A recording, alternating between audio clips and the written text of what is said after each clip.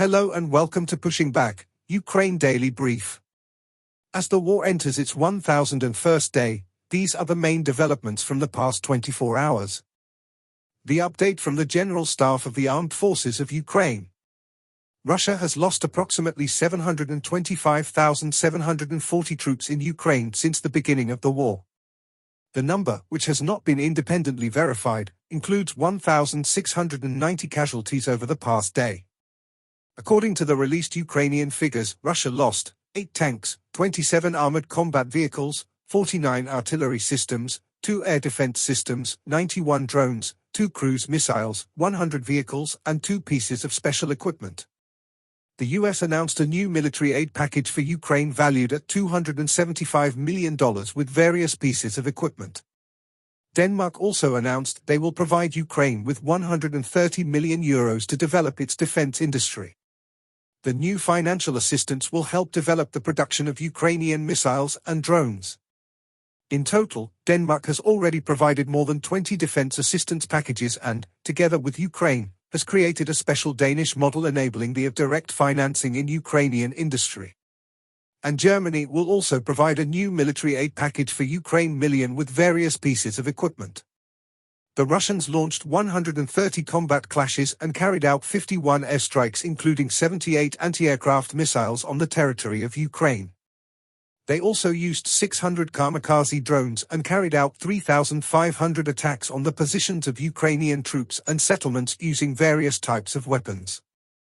In its latest intelligence update, the UK's Ministry of Defence reports Russia's invasion of Ukraine in 2022 significantly weakened the Russian Black Sea Fleet.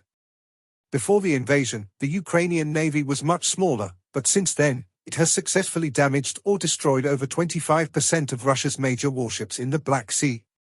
This includes the sinking of the flagship Moskva. As a result, the Russian fleet has been forced to relocate its major assets and adopt new tactics. While weakened, it still retains the capability to launch long-range strikes into Ukraine. In its latest intelligence update, the Institute for the Study of War. Ukrainian forces have defended against Russia's full-scale invasion for 1,000 days and continue to demonstrate incredible resilience against Russian aggression.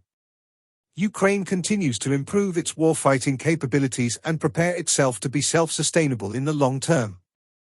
Ukrainian forces conducted the first attempt strike on Russian territory overnight on November 18 to 19, hitting a Russian ammunition depot in Karachev, Bryansk Oblast, days after obtaining permission to conduct such strikes.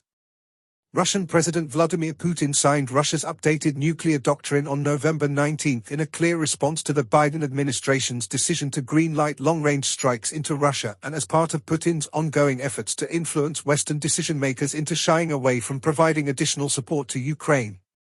Russia's adoption of an amended nuclear doctrine is the latest iteration of now frequent Russian nuclear saber-rattling and does not represent a substantial change in Russia's nuclear posture, doctrine, or the threat of the employment of nuclear weapons. The Kremlin has continuously attempted to use nuclear saber-rattling to deter Western military support for Ukraine, and the Kremlin's ongoing efforts to inject nuclear threats into the information space indicates that the Kremlin is concerned about the battlefield impacts of Ukrainian strikes into Russia with Western-provided weapons. Ukraine only recently has started receiving the weapons systems and military capabilities necessary to wage modern large-scale combat operations, and Ukraine may be able to conduct operationally significant counteroffensives in the future, provided the West reinforces building Ukrainian capabilities at scale. Russian forces recently advanced in the main Ukrainian salient in Kursk Oblast and in the Donetsk-Zaporizhia Oblast border area, and Ukrainian forces recently advanced north of Kharkiv city. Zelensky gave 2 speeches to mark the 1,000th day of the war. Firstly, to the Parliament of Ukraine, he spoke about 3 key areas. Firstly, unbroken spirit amid war. Ukrainians have endured 1,000 days of full-scale war, showcasing extraordinary resilience.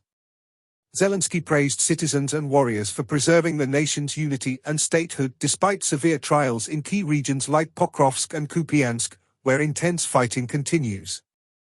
Secondly, a fight beyond borders. The battle is not just about Ukraine but a broader struggle for global order and freedom.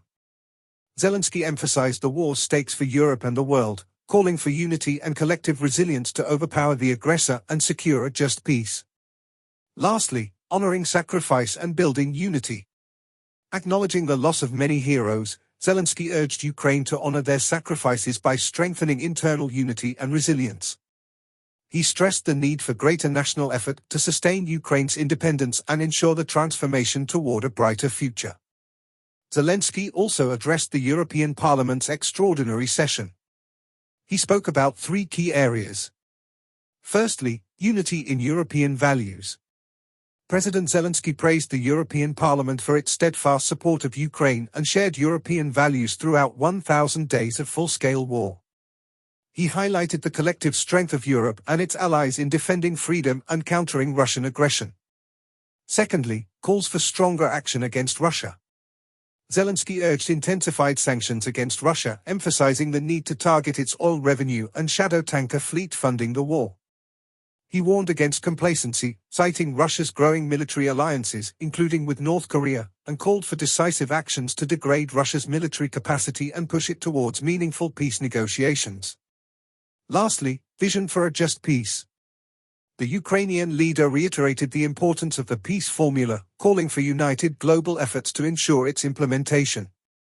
He emphasized that peace in Ukraine is critical for broader European and global stability, warning against any compromises with Russia that would undermine long-term security. First Lady Alina Zelenska, speaking at the International Trust Fund meeting in Slovenia, highlighted the urgency of rebuilding Ukraine even amidst the war.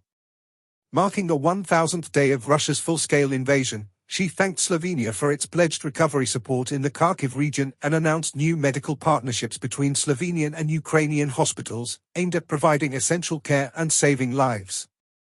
Thanks for following today's updates. Please don't forget to like and subscribe for more content. We'll return tomorrow with the latest news on the ongoing conflict.